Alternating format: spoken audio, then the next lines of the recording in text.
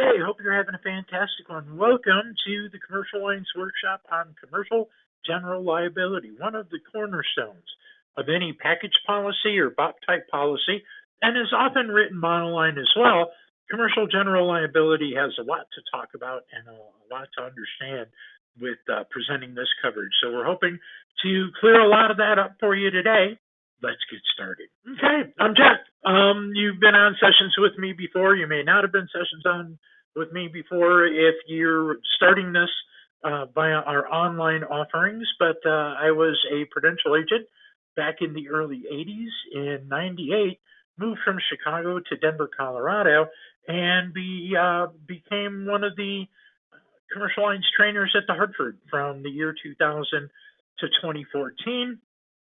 Joined Liberty Mutual for a few years after that, and in the very beginning of 2018, became a part of the Premier Group Insurance family as the commercial lines trainer, your commercial lines trainer. Appreciate being here. Appreciate you taking the time to join us a little today and learn a little bit about what we have to offer here in commercial general liability. Our objectives for today, or the reason that I'm hoping you guys showed up, is to just get a little better understanding of what CGL is all about. What are the coverages? What is not covered? And how can we buy back some of that coverage for things that leave a gap that we need some coverage for? And have a little chat about appetite and that kind of thing towards the end here. But we've got lots to talk about, so we're going to move right along here. Today's session, just a little over an hour, and hopefully you're comfy and you have your favorite beverage next to you and all that kind of good stuff, because we're going to start with CGL and related coverages, and then we'll get into some exclusions and some gaps that are very important to get an endorsement going for in a lot of cases for businesses that have those exposures. A little bit of a chat about appetite, and then we'll finish things up. One of the things that is really nice about commercial general liability from our standpoint is that there are a lot of stories out there that we can access through the internet and really bring a relevant story to just about anybody we're talking to about commercial general liability that fits. And a lot of folks, they'll start off with something like the McDonald's hot coffee incident. That's one of the more well-known commercial general liability kind of case studies or cases, but it's also very, very misunderstood. The common line or the common wisdom goes something like, no, she went through the drive-thru and she ordered coffee and she should have known it was hot and she spilled it on her legs and she sued McDonald's for millions of dollars because it burned her legs. Well, if you dig into that case just a little bit more, you find that maybe it wasn't such a frivolous lawsuit. She actually went through the drive-thru with someone else driving. It was her nephew or grandson or something like that. But when she went to put the condiments in her coffee, the lid didn't close on exactly correctly and spilled on her legs. The coffee was hot enough to cause her severe burns on her legs. She actually did have to go to the hospital. She almost died. She became septic and had to have skin grafts. The coffee was hot enough to make her have skin grafts for the burns that she sustained as a result of this coffee. She asked McDonald's for medical bills. All she wanted was, to be reimbursed for medical bills, and they balked at it, and the attorneys got involved. And as it turns out, McDonald's had a habit in multiple locations of serving coffee that was at or near the boiling point and would cause severe burns, much hotter than we would presume coffee should be, even if we like hot coffee. And it turned out where the suit became a multi-million-dollar suit. They ended up settling for somewhere around $600,000, if I recall. But it didn't have to be that way, So when we talk about GL, we talk about cases like that. We talk about cases like Black Friday. There was a big box department store that we just experienced, Black Friday as I'm recording this, and there was an experience at a big box department store where the doors opened at that specific point in time that everybody wanted to rush the door for the $132 flat screen TV. A lady was trampled, knocked over, trampled, suffered some injuries. It was a $75,000 case.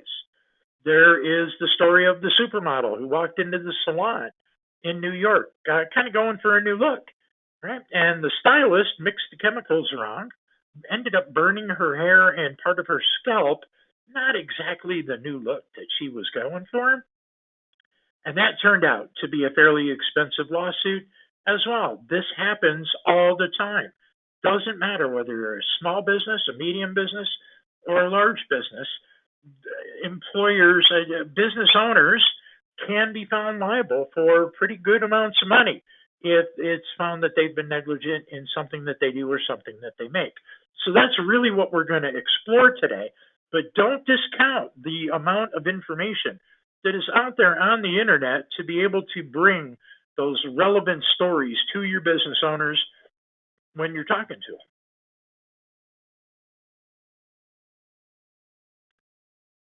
So any discussion on commercial general liability really has to start with a discussion on negligence.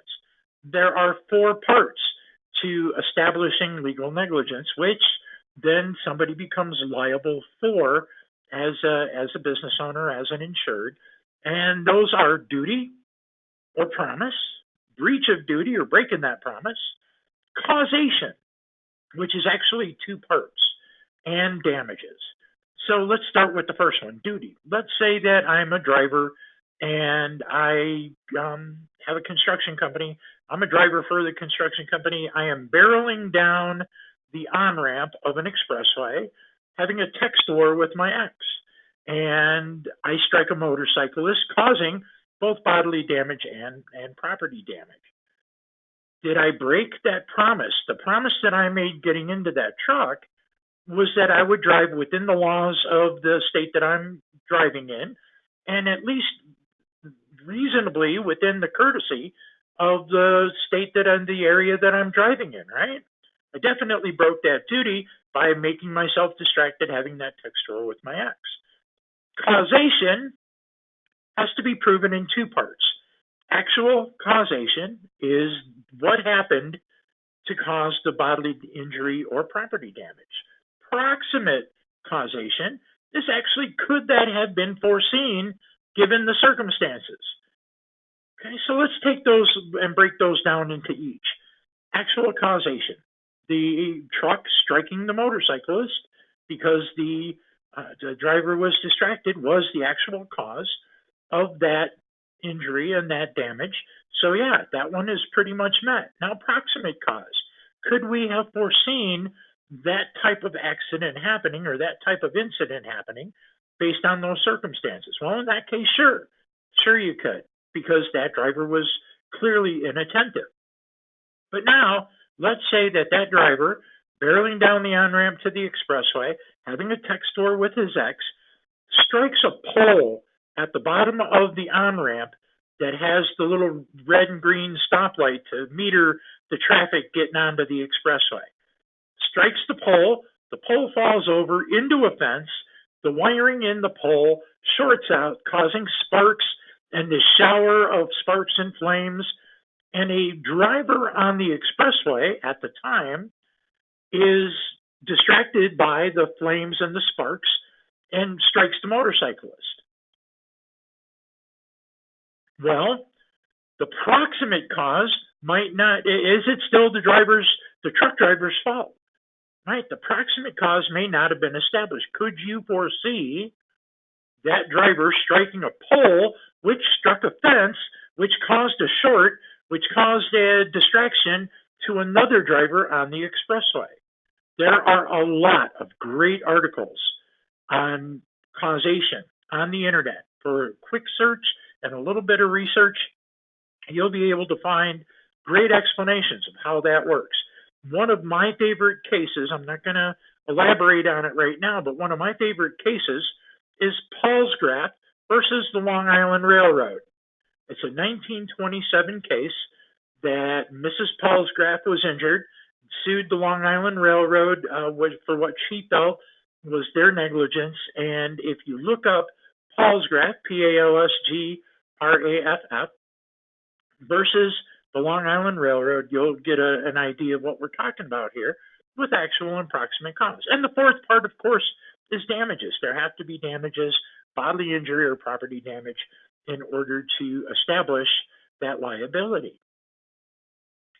So what is CGL? A little bit different than a property policy, right? It's a promise to pay that provides coverage to a business for bodily injury and or property damage that's caused by A, the business's operations, products are on the business's premises, B, because of personal and advertising or personal or advertising injury, and C, minor medical expenses. And we're going to take a look at coverage A, coverage B, and coverage C through the course of the next few slides. But this is a promise to pay for those sums that an insured becomes liable to pay due to their negligence or something that they did that caused harm to somebody else based on what they did or what they made.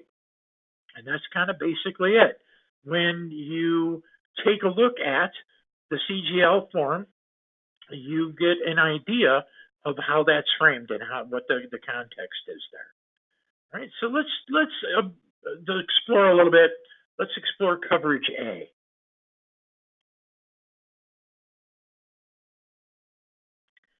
Okay, so under coverage A, liability losses can be really broken down into two major, four minor categories: premises and ongoing operations. Premises, things slip and fall, right? Customer goes into a store, floor's wet, hadn't gotten mopped up. Somebody dropped a bottle of olive oil on the floor and nobody had showed up to mop that up yet. That would be a premises liability. Could also be something like coffee being spilled on a patron by waitstaff. Okay. Operations is usually for unsafe operations away from the premises.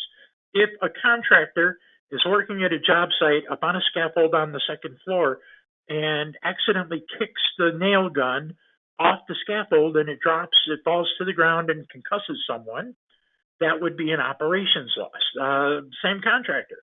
Laborer at the end of the day is cleaning up, has all the debris in the dumpster, decides that it would be a great idea to hose down the sidewalk to make sure that there's no dirt laying around on the sidewalk, and it happens to be a chilly night and they hose down the sidewalk and a bicyclist comes around the corner.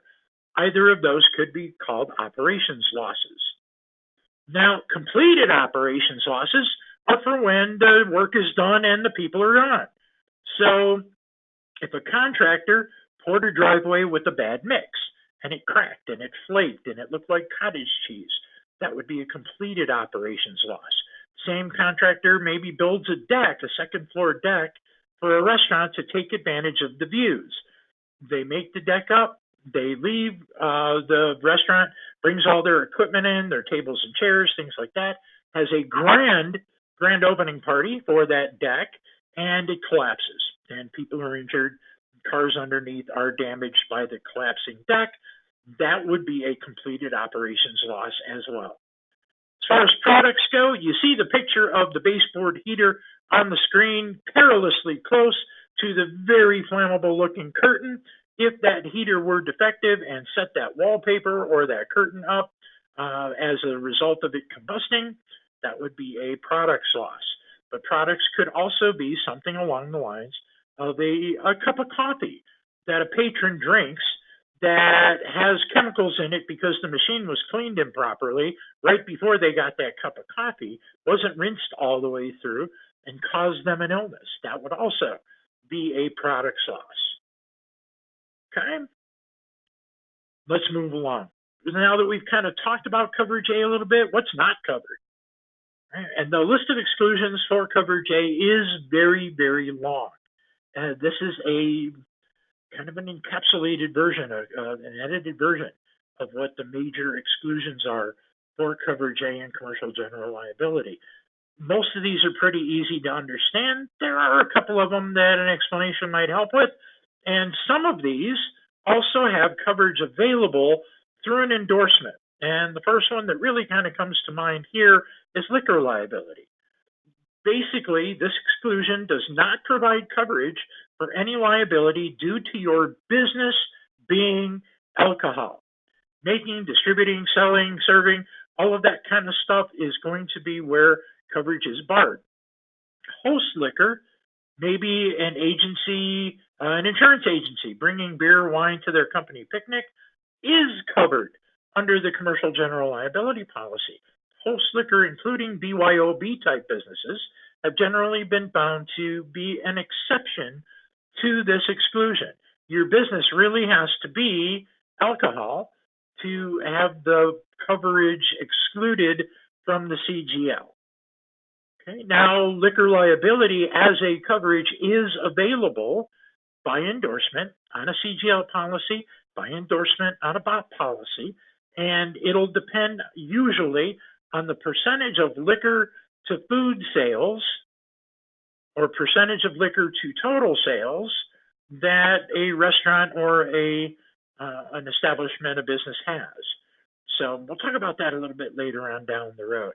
But that'd be one. Now, if you have an account come up that has entertainment in any way, shape, or form, any kind of live entertainment, please make sure that you check with your account executive here at Premier Group or with the underwriter at the carrier, because entertainment brings a whole nother set of liability concerns to the table and can push that type of an account into excess and surplus lines.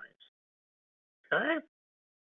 Property damage is one that I'd like to talk about. Property damage exclusion is basically that the standard policy excludes coverage for property damage, and I'm going to kind of read this, to that particular part of any property that must be restored, repaired, or replaced because your work was incorrectly performed on it. But the policy states that this exclusion does not apply to work that falls within the products incompleted operations hazard. Remember, we were talking about the deck and the concrete, pouring the concrete and stuff like that. That would be covered under products incompleted operations. That means that the exclusion really only bars coverage for work that is in progress. Once that work or product has been finished or abandoned, the exclusion no longer applies. An example, you operate a construction business and a leak develops in the roof of one of the buildings that you're currently working on. Well, the policy is going to exclude coverage. However, if the leak develops after you're finished and gone, the exclusion would not apply. It would apply, the coverage would apply to completed operations. Basically, carriers don't want to pay for shoddy work. The other one that I'd like to chat about a little bit more is impaired property. The standard policy excludes coverage for damage to impaired property or property that hasn't been physically injured but can't be used because of a defect or condition in your product or your work. Couple of examples. You're an electrician, defect is found in some wiring that you installed in a house. The policy will not pay for the costs incurred to tear out the undamaged walls and floors to redo the wiring.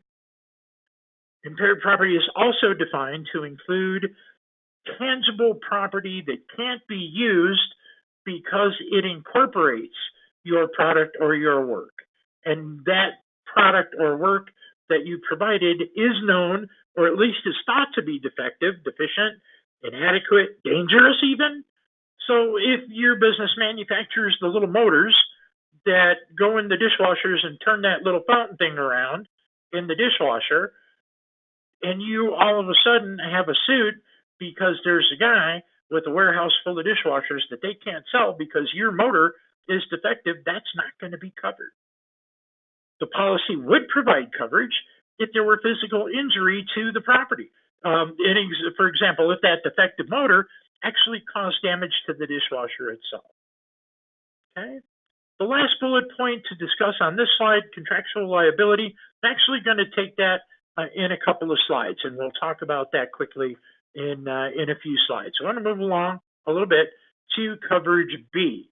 Coverage B is called personal and advertising injury, where coverage A deals with liability for property damage and bodily injury caused by something you make or something you do. Personal and advertising injury deals with bodily injury or financial damage that you cause to another person as the result of libel, slander, defamation of their product, defamation of their services, violating their right to privacy, those types of events. Those types of events are actually not even called occurrences, like they are pretty much in the rest of the industry. They're actually called offenses.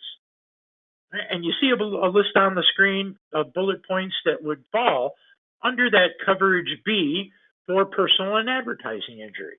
False arrest, false detention. If you are a loss control agent in a really major national chain department store and you detain someone for suspicion of shoplifting, and it turns out that they didn't shoplift, they can come around and bring an action against the store and against you.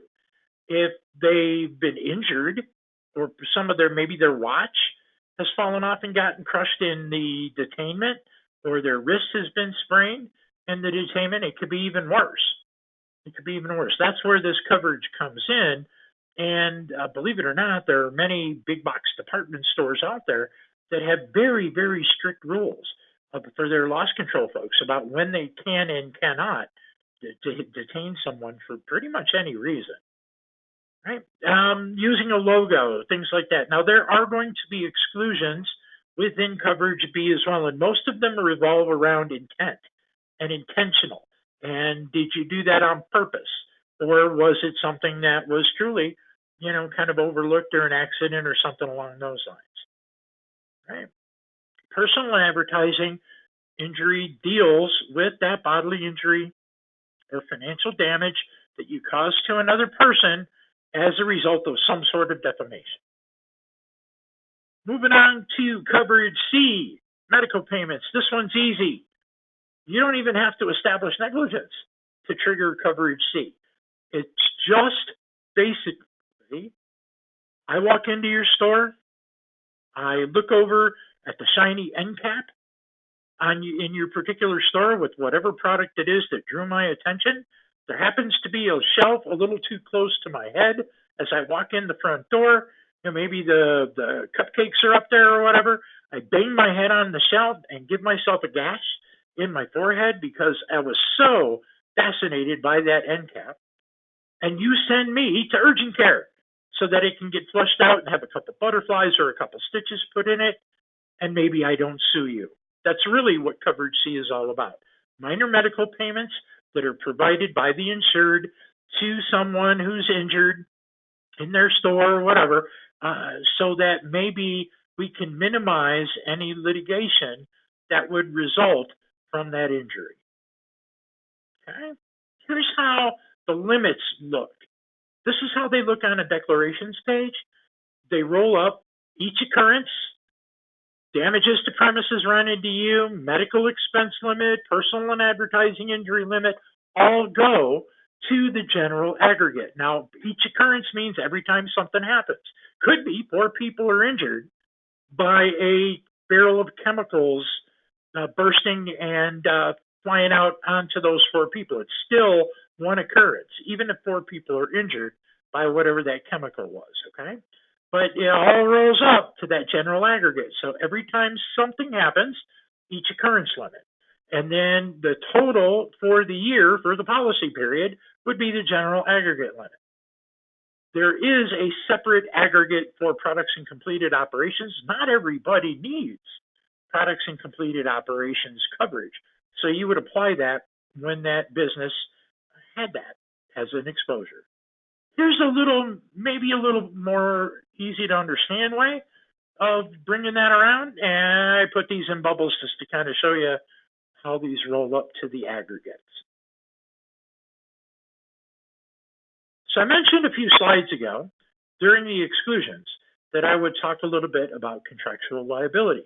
Contractual liability is an exclusion in the CGL form under coverage A.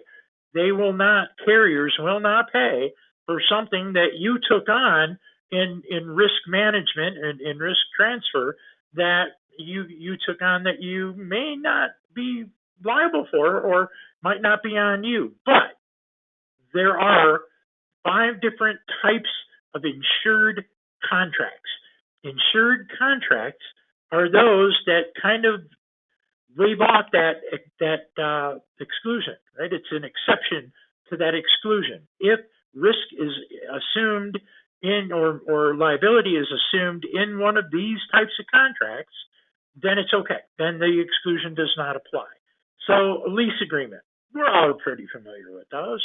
Lease agreements can have any type of language in it, depending on what the relationship of the lessor and the lessee are.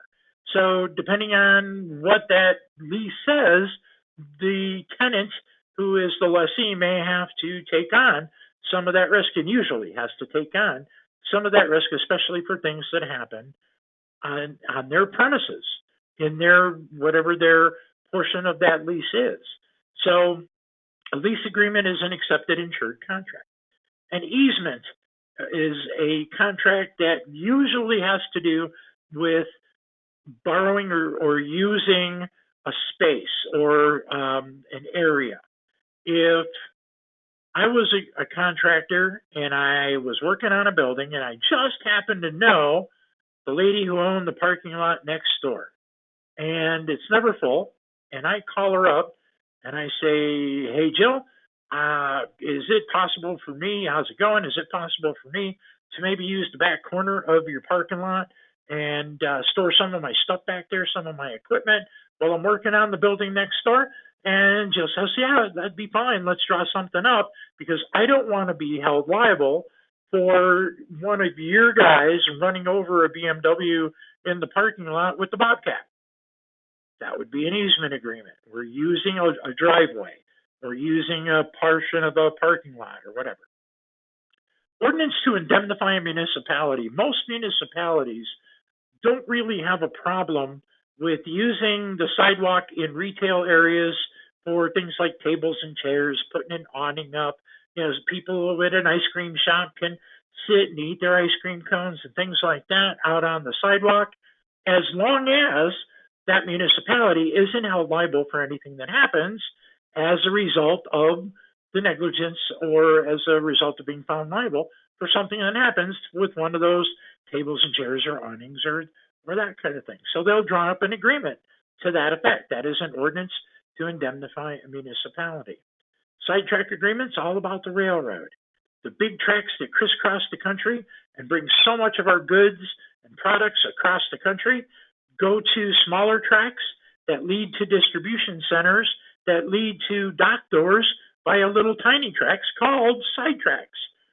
Well, the railroad doesn't want to have anything to do with the liability that's involved once that train, that car, gets off the main track and gets pulled onto a side track. So they will enter into an agreement with whoever the other party is, whoever has the dock door, and say, look, we're not going to be held liable for anything that happens on that side track. And then last but not least, elevator maintenance agreement. Believe it or not, most of the time, the elevator maintenance company or the elevator company assume the liability for things that happen in a building revolving around the elevator. Okay? So an elevator maintenance agreement will usually take that risk transfer from the building owner to for liability that arises from the use of that elevator to the elevator maintenance agreement. Right? And those are the 5 basic types of insured contracts to which the contractual liability exception does not apply. Okay. Let's move on a little bit to waiver of subrogation. Waiver of subrogation can be applied either to everybody who the insured has a standing contract with at the policy's inception, or blanket waiver of subrogation, or it could be scheduled to specify who's got waiver of subrogation. And basically, waiver of subrogation really kind of helps a business protect itself from subrogation by the other party's insurance company. Right? As you can see up there, It's business A has assumed liability on behalf of business B in a contract. Business B might use a waiver to protect itself from subrogation by business A's liability insurer. And it happens a lot. It's a great way to establish and continue relationships. Be careful with it. And not every carrier, because they're being kind of throttled or limited there with waiver subrogation, really wants to write waivers. So just be aware of that. Next up, additional insured.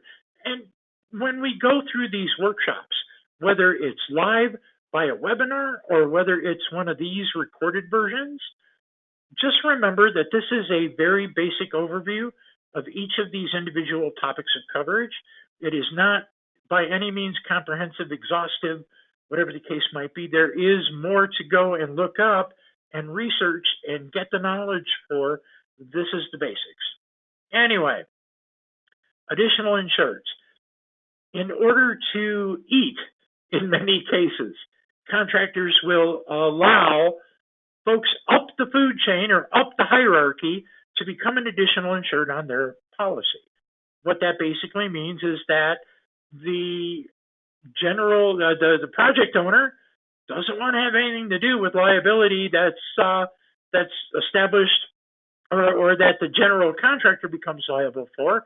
Who doesn't want to be really held responsible for anything that the subcontractor does? Who doesn't want to be really held responsible for anything that the subcontractor does? So what they'll do is they'll set up an additional insured status so that it's really meant to transfer risk to the party that's best able or most logically able to handle that risk. All right? So additional insured will allow a project owner, a general contractor, a subcontractor to become a part of that further down the food chain's general liability policy. But it's a great way to enhance a relationship. It's often required by a lot. Hey, the general contractor doesn't want to be held accountable for anything that the HVAC guy does. Right? So it's a great way to establish and continue a relationship. It does have some pitfalls or caveats, things that you need to be aware of when you're explaining this to your business owner. So one of the most commonly used additional insured endorsements is really designed for contractors. It's used when a contractor is performing work on behalf of someone else, like a GC or a project owner. And the endorsement covers the hiring party as an additional insured. But the endorsement does contain a key limitation. It does restrict coverage to acts or emissions that are committed by the contractor while they're performing ongoing operations. The endorsement excludes bodily injury or property damage that occurs after the contractor's work on that project has been completed. Right, so it's not for completed operations, it's for ongoing operations. There's also a sole negligence exclusion in many of these endorsements. They eliminate coverage for claims or suits that result from negligence committed solely by the additional insured. No coverage is provided if the named insured, the policyholder, didn't contribute to the loss in any way. That sole negligence exclusion is based on the idea, of course, that the additional insured who is completely responsible for a loss should really have their own liability policy for the coverage. Okay? It's also found not only in, say, contractors, but also in contracts between vendors, architects, engineers, surveyors. Sometimes the endorsement don't even use the word sole negligence. Rather, they limit coverage to injury or damage caused wholly or partly by the acts or emissions of the named insured. And that means that if the named insured didn't contribute to an accident that results in a claim against the additional insured, the claim isn't covered. Right? So some things to be aware of. On top of all of that, you're making a pie smaller pieces. The pie does not grow. With additional insured, limits don't expand. So if you've got a $1 million per occurrence, $2 million aggregate general liability policy, no matter how many additional insureds you have, you've got a 1 million per occurrence, 2 million per aggregate general liability policy, and you cut the pieces that much smaller. Next up, premium calculation. The basic formula is rate times exposure equals premium. The rate is based on what that business does and their susceptibility to a liability loss. The exposure is really more a matter of scale. So a toy maker, as the example on the bullet point, toy maker that makes 1 million toys a year is really more likely to be sued than a company that only makes 50,000 a year. They use a class code for each of these businesses to denote what their susceptibility to loss is. And that class code is then multiplied times the exposure. More than one class code can be applied to a particular business. If you've got a business, I used to have an acquaintance that had a business where he bought and stored and sold jackets, t-shirts, jerseys, hats, scarves, sweaters, that kind of thing. And it was because my kids played football. And usually with like Pee Wee football, they use NFL colors. That's the way it is because they're less expensive to get in an already established color scheme. So he would buy all this stuff. And if you had a little club, or if you had a couple of folks that had something that they would like, he would turn that stuff over. If you had a team, he would turn that stuff over to his wife, and his wife ran a business that did embroidery and sewing and silk screening. So he would turn all the jackets and jerseys and stuff over to her. She would apply the patches and decals and names and numbers on the jerseys and silk screen them on, and that was the business. But there were two different operations there. It was the same business, but two different class codes, because the liability concern for someone who's basically a distributor buying, handing over, or selling product is going to be different than a business or an operation that has fast-moving sharp objects and heat, right? So there can be more than one class code for any particular entity that has multiple operations. That's why, and I reiterate this through all of the workshops that we ever do, you have to make it your business to know their business. What do they do? What do they use to do it? How do they do it? When do they do it? All that kind of stuff is going to be pretty critical to developing the exposures that a business has, creating that discomfort for those exposures, and then coming in with the solutions to those exposures. Now, there are going to be some underwriting concerns overall, and they should be underwriting concerns for you as well. You are a field underwriter, right? So you take a look around the business. Are they pretty good at running it? Is it fairly clean? Is it fairly maintained grounds? Does it look at least like maintenance has been done? You can have old machinery in a manufacturing facility, but if the old machinery is caked with grease and nasty and things don't look like they're working right and has frayed wires and stuff like that, that might not be a business that you want in your book, because those type of businesses have a tendency to greater loss history and have a tendency to be those kind of businesses that will leave for a small adjustment in premium. They'll bail on you. Your retention is going to be very important. And when you do think about retention, you think about having a clean book of business, because folks who do all of that maintenance and make sure their stuff is right and clean and policed and the grounds are policed and that kind of thing are really going to be the kind of businesses that you want to have a relationship with and want in your book. Right? Are they? What it boils down to is that business owner okay as a business owner? Right? You look at the last bullet point there.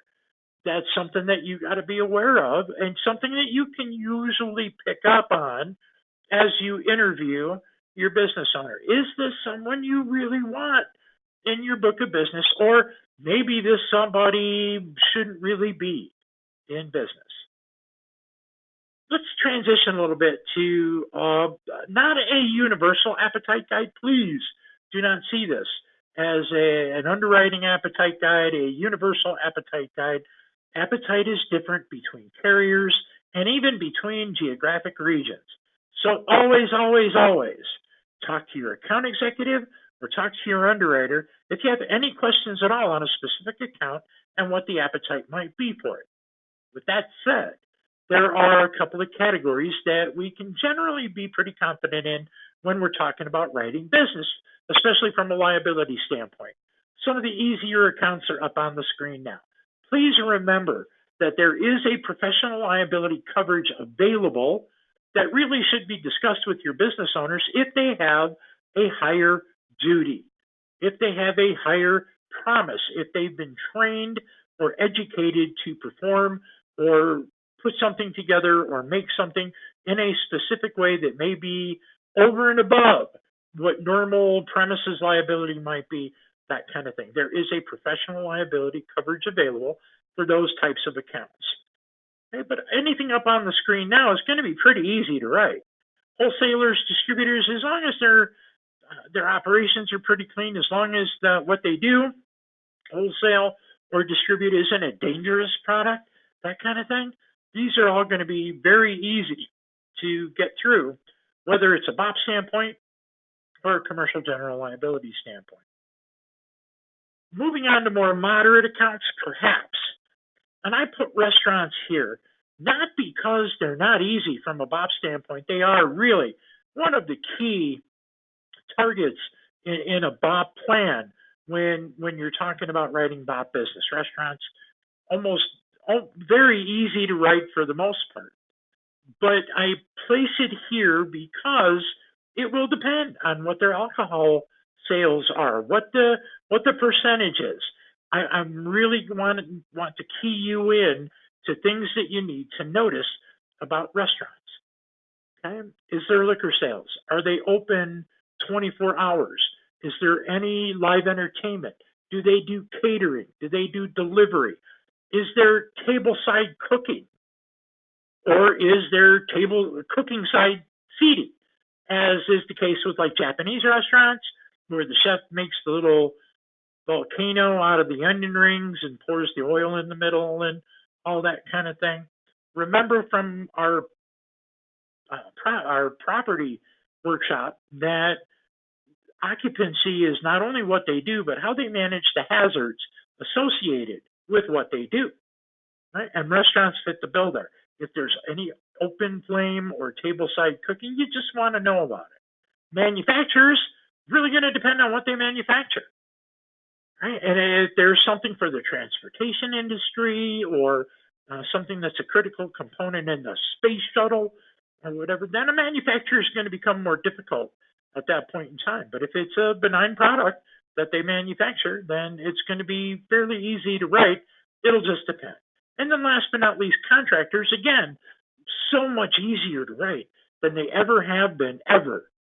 Just a few years ago, if you had a market for even artisan contractors, they beat a path to your door. There are so many more markets available now to the artisan, truly artisan contractor, right? So keep an eye on that. But what we'll find is that with contractors, anything to do with structural or framing, that kind of stuff is going to be a little more difficult. Everything else will be easy to moderate. Now, with those two being out of the way, there are, of course, going to be more difficult types of accounts. Anything that is on the screen there is going to merit a call to your account executive or to the underwriter at the carrier that you want to run this past, right? Because they're going to want to know what that is. And it may kick it over to excess and surplus lines, depending on what they manufacture, or what the program might be, or what the school might be, or hospital might be. That may go into a different segment of business, whether it's middle market or whether it's excess and surplus lines. So all of these would be, you would want to ask more questions. You would want to make sure that you did a little research first before you made any commitments to those business owners. Now, there will be times when you have an account that a preferred carrier or an admitted carrier won't write. Can't write it, won't touch it with a 20-foot underwriting pole. Okay, that's when we talk to an excess and surplus lines broker. Excess and surplus lines carriers do not file for rates in the states that they do business in. They do business through a licensed excess and surplus lines broker in those states. And the broker's got to be licensed in the state that they're doing business in. What that means is they're not limited by underwriting guidelines or rate to have to fit inside a box for a particular exposure. They can actually adjust all of that, both the premium and the underwriting guidelines, to meet the exposure. And it's a fantastic other way of doing things. For accounts that don't fit in the preferred or admitted carrier arena, excess and surplus lines brokers do an amazing job at making sure businesses with particular exposures get particular coverage. It's just another way to do things, and a fantastic way to make sure that business owners can sleep at night. Right? So when any of the bullet points on the screen now pop up in your dealings with a particular business, then we're going to take a look at making that E&S call. Right? Again, talk to your account executive here in Denver about when that might have to happen. If you've got something that you have questions on, feel free to make sure you call and get those questions answered. You can get direct access to excess and surplus lines brokers by viewing a series of videos and taking a little exam after to make sure that you've absorbed those videos. We can get you direct access to E&S lines of business if that fits into your business plan. If you have a question on that, feel free to send me an email or send Joanna Hernandez an email, and we'll get that going. Even drop a line to your account executive. We can get that going for you. But here's when you would approach an E&S broker when you have an account on your desk that fits any of this. Now, it does have to be declined by at least 3 preferred market carriers, but it's going to be for those accounts that a preferred or an admitted carrier won't write anyway. Please keep in mind, with E&S, there is a different way to handle premium and a different way to handle billing. More on that in workshops that are more related to that. But E&S business is agency bill, and you have to make sure that your client understands that not only is there a different way to handle the billing, there is actually a difference in how the premium gets handled as well. Ask if you have a question.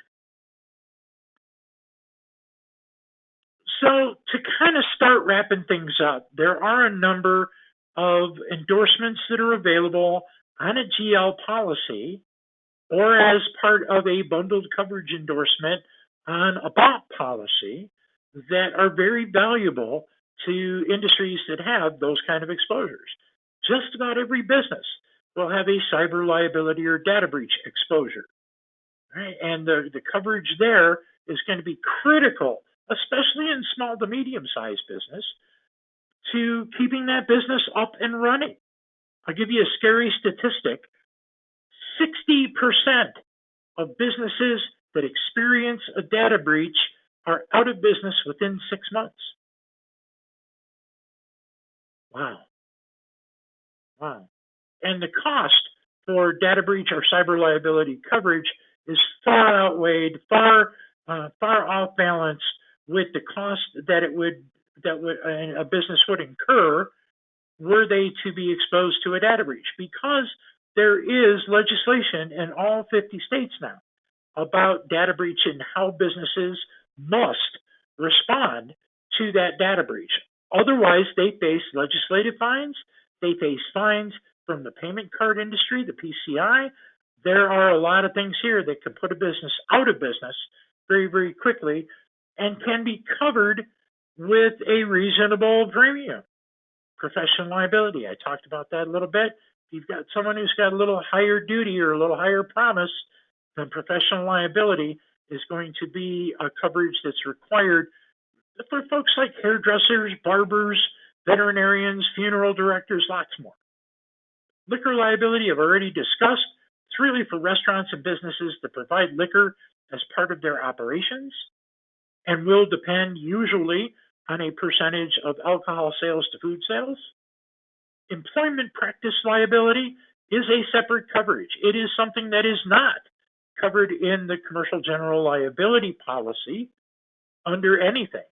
And employment practices is really for liability issues that result from discrimination and harassment, hiring and firing practices, other employment-related liability matters. There is a coverage available for EPL, which is EPLI, Employment Practice Liability Insurance. Product withdrawal, really there as an endorsement to cover the expenses that result from having to withdraw or recall a product. And last but not least, notice that it's capitalized and has exclamation points after it, umbrella. This is something that really affords liability coverage over and above the limits on the GL, over and above limits on commercial auto, over and above limits on employer liability. It is a fantastic, very cost-effective way to provide additional liability coverage for those who have an exposure. It should be offered to every business owner. It is a key cross-sell opportunity. So we've spent the last hour or so talking about commercial general liability. We discussed the three various ways of coverage, coverage A, coverage B, coverage C. We talked about many of the exclusions, the ones that needed a little bit more in the way of explanation. We talked a little bit about how premiums are developed and how one is a matter of scale, one is a matter of susceptibility to liability losses, and that there can be multiple class codes for a particular business that need to be covered. We also talked about some of the coverages that are available to make sure that the package of coverage you're offering your business owner is a comprehensive set of coverages based on their exposures and based on their business needs to help them sleep at night. There are a lot of resources out there. There are stories about commercial general liability cases that you can use to make very relevant to your business owners. There are wonderful articles on causation, on some of the other topics that we just contractual liability. There are webinars that are offered by some of our carriers that would explore those topics as well. So feel free and make sure you do a little bit further research, dig a little bit deeper, attend a couple of those webinars, attend some of that training as well. It can do nothing but help you in your foundation with commercial lines knowledge. So I want to thank you for joining us. We do appreciate you taking the time to learn a little bit more about this, to get a little bit more about commercial general liability, to check off part of your journey as far as what is required to get direct access. I need you to send me an email when you're done with this to release the quiz on this session to you so you can review it, respond to it, return it to me so that we can get that checked off on your list. Thank you so much for joining us. Have a wonderful rest of the day, night, whatever it is whatever time of day it is you're viewing this, and thank you again.